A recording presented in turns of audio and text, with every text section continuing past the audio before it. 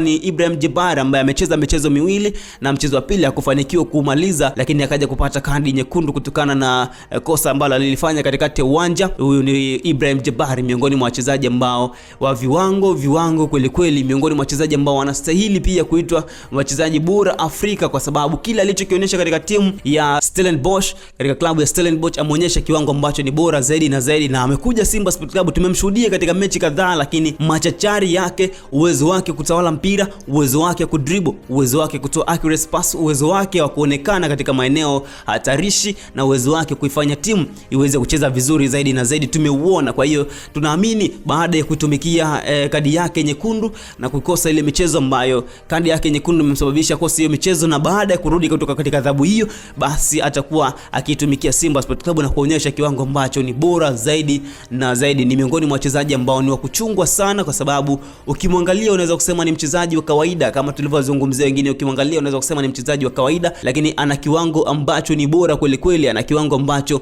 kinastahili kuwa mchezaji wa viwango kimataifa. Huyo